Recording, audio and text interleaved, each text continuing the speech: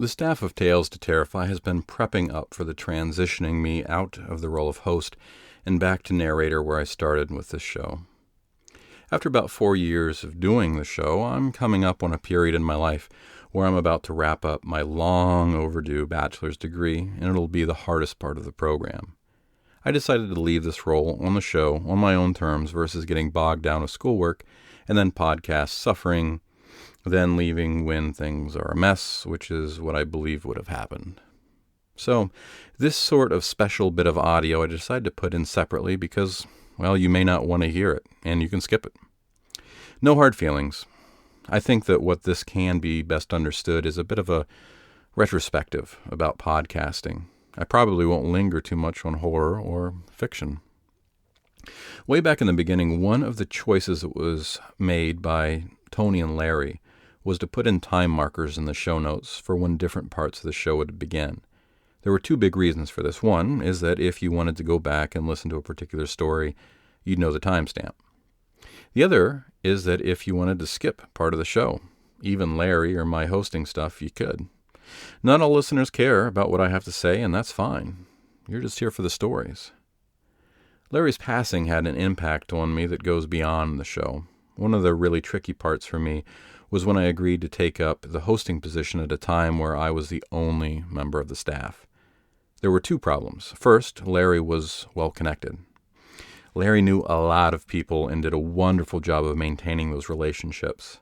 I was not as well connected to the fiction community, so he had established an enormous collection of stories set to be narrated and aired, and despite the efforts of editors before me, there was still a large swath of the stories that the order in which they'd been narrated or aired was in his head and nowhere else.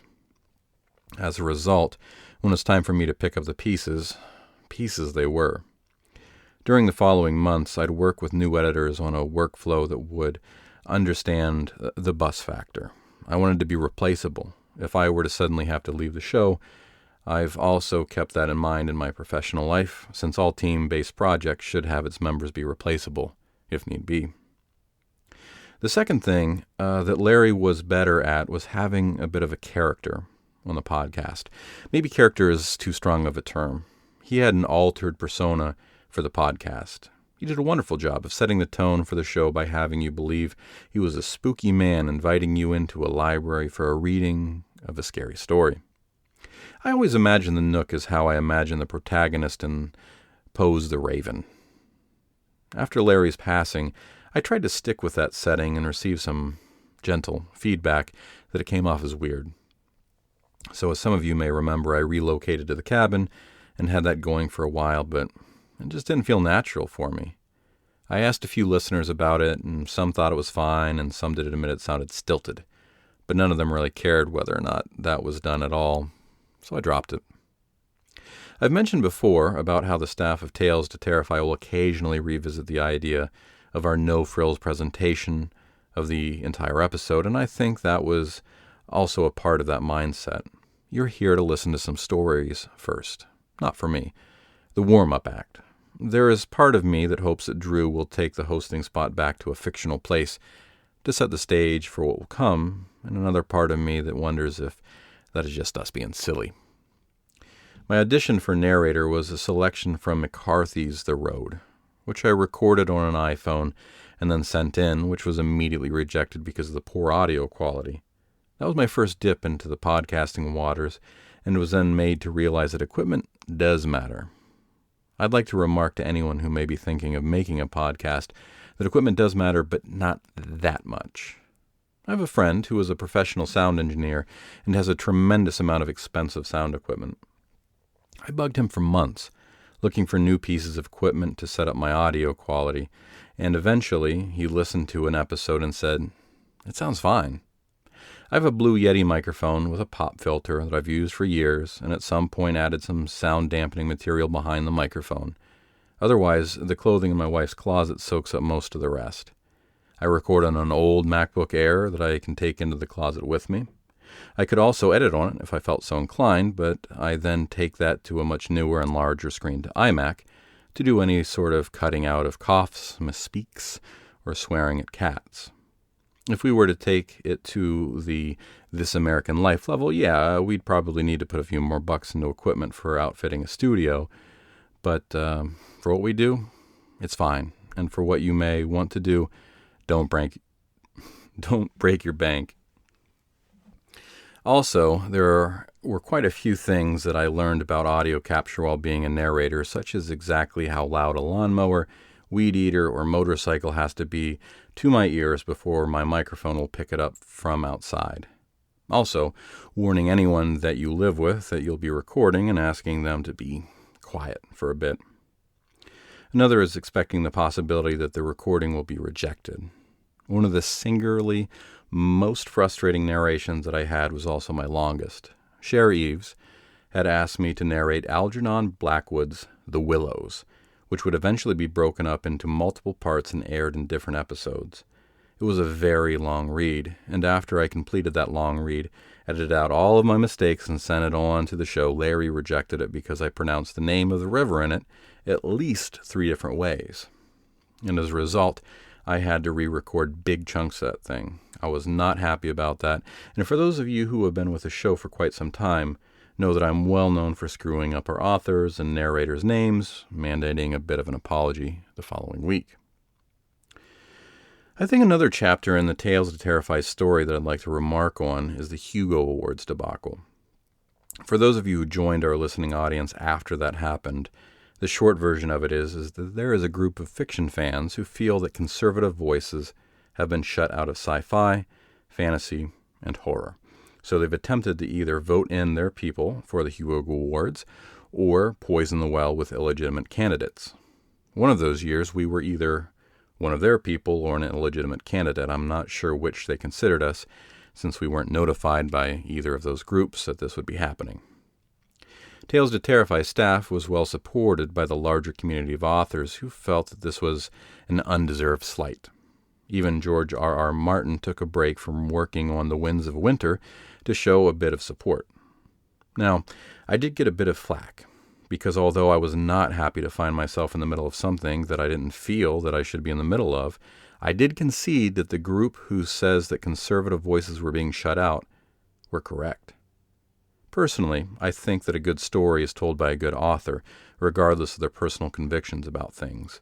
A creator's beliefs have to be absolutely abhorrent before it'll interfere with my ability to enjoy their work at all. The flack that I took was from people who understood my statements to mean that I was sympathetic to the entire mission of those groups, which also included anti-diversity motives, which is abhorrent to me. Shutting anyone out of their community of ideas based on their identity is an immoral thing. To sum things up, if an author wants their heroes to be all white, heterosexual, nominally Christian males, that's fine with me. But to demand it of others? Nah, get out of here. We were happy to receive a parsec for Ron Newton's reading of Justin Cawthorn's Graves way back in episode 172, so that was nice. I think that I just have 2 more things to discuss before I sign off. The first is money. Before Tales to Terrify moved to Acast, you'll recall that every couple of months I had to sound the alarm. Tony let me know that we were dipping dry on funds, and there was a high probability that would be it for Tales to Terrify or the entire District of Wonders. I hated doing that, I really did, and I was mostly happy when we were moved to Acast. I did have 2 different listeners that claimed that I was a liar. That no, the podcast wasn't constantly running out of money, and I was just trying to panic listeners into opening their wallets. You know, to be fair, Tony has never made me privy to the exact amounts in the ledgers. That's fine. But to the best of my ability to observe, we came real close to pulling the plug on a couple of occasions, and I think there was a bit of a feeling in the air of, do we want to have to keep begging people for money constantly just to get a few more miles down the road? Acast was a nice move because although I did not want to have to look forward to recording advertising pieces for sponsors, I'd happily prefer it over groveling for dollars, pounds, yen, RMB, or whatever.